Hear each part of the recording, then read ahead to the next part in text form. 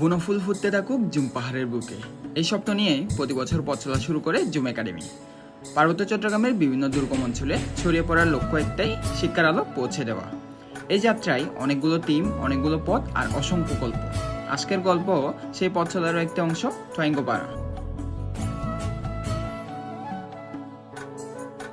আমাদের যাত্রা শুরু হয় চট্টগ্রাম থেকে, একটি নতুন অভিজ্ঞতার অপেক্ষায়।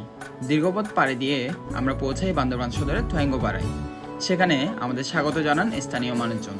তাদের আন্তরিকতা আমাদের এই যাত্রাকে করে তোলে আরও আপন। প্রথম দিনেই আমরা সংযোগ তৈরি করি এলাকার কলেজ পড়ুয়া শিক্ষার্থীদের সাথে।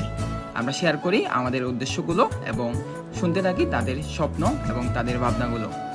গ্রামের পথে হাঁটতে হাঁটতে আমরা কথা বলি শিশু ও অভিভাবকদের সাথে। তাদের জীবনের গল্পগুলো আমাদের ছুঁয়ে যায় আরও গভীরভাবে।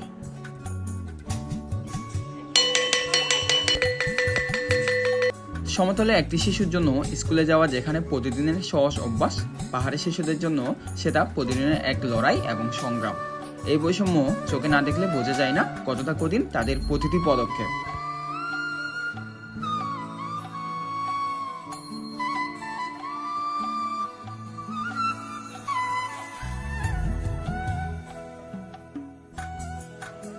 পরের দিন থেকে শুরু হয় আমাদের মূল কার্যক্রম। আমরা শিশুদের হাতে তুলে দিই শিক্ষা উপকরণ, কিন্তু তার চেয়েও বড় চ্যালেঞ্জিং বিষয় তাদের সাথে ভালো সম্পর্ক গড়ে তোলা। আমাদের প্রতিটি সকাল শুরু হতো তাদের শেখানোর মাধ্যমে, আর প্রতিটি বিকাল শেষ হতো তাদের হাসি, গল্প আর খেলাধুলায়।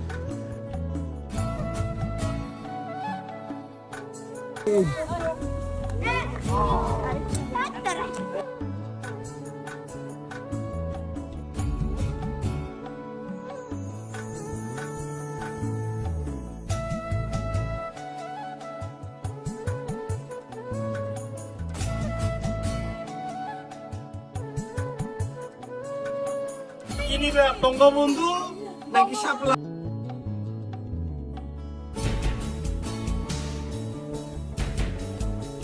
প্রতিদিন ক্লাস শেষে আমরা একসাথে বসতাম, কিভাবে আগামী দিনের ক্লাসগুলোকে আরো সুন্দর ও আরো অর্থবহ করা যায় সেই পরিকল্পনা নিয়ে চলতো আমাদের ছোট ছোট আড্ডা। এই আড্ডাগুলোই আমাদেরকে শুধু টিম হিসেবে নয়, বরং একটি পরিবার হিসেবে আরো কাছাকাছি নিয়ে আসে।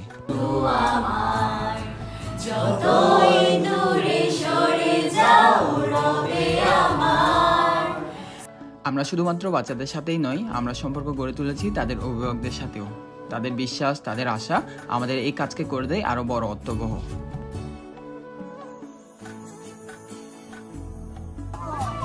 কেমন লাগতেছে আপনার জিতে প্রথম হয়ে? ভালো। আমার মেয়ে আমি ওখানে থালা বাসন ধুতেছি, বলছেন হ্যাঁ। যে মা তাড়াতাড়ি আসো, তাড়াতাড়ি ফিরতেছে, আসো তাহলে অনেক খুশি হয়েছেন? অনেক খুশি।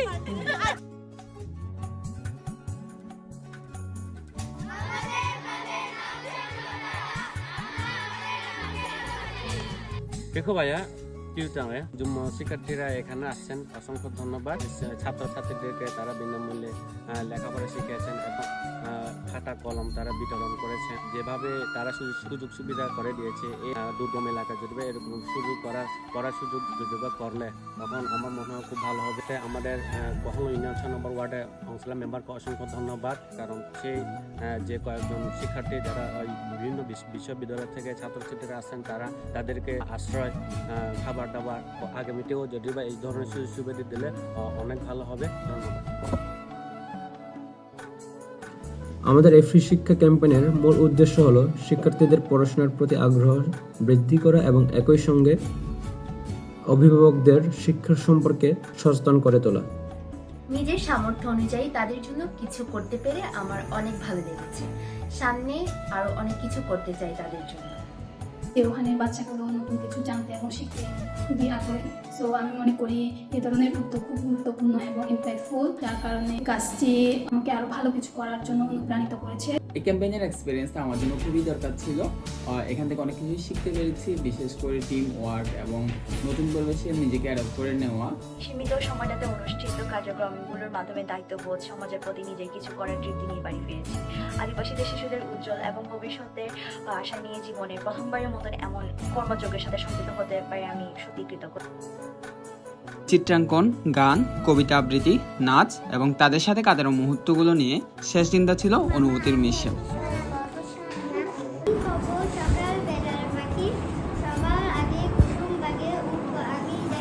শিবখান দিনদার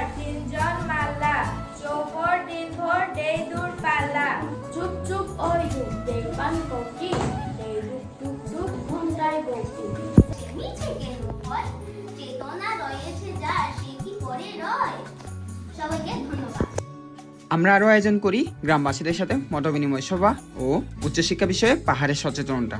এই সভায় প্রধান অতিথি ও বিশেষ অতিথি হিসেবে উপস্থিত ছিলেন সে এলাকার মেম্বার অংসালা মার্মা ও বাইনো টিভি জার্নালিস্ট হলা সিং মার্মা। এই সভায় পুরস্কার বিতরণের মাধ্যমে শেষ করি আমরা আমাদের কার্যক্রম। থোয়াইঙ্গোপাড়া, এখান থেকে সৃষ্টি হতে পারে একটি নতুন গল্পের। এই গল্পের মতো আরও অনেক গল্প তৈরি হচ্ছে পাহাড়ের বিভিন্ন প্রান্তে, কারণ একটি স্বপ্ন, একটি উদ্যোগ আর অনেকগুলো টিম মিলে বদলে দিতে পারে একটি ভবিষ্যৎ।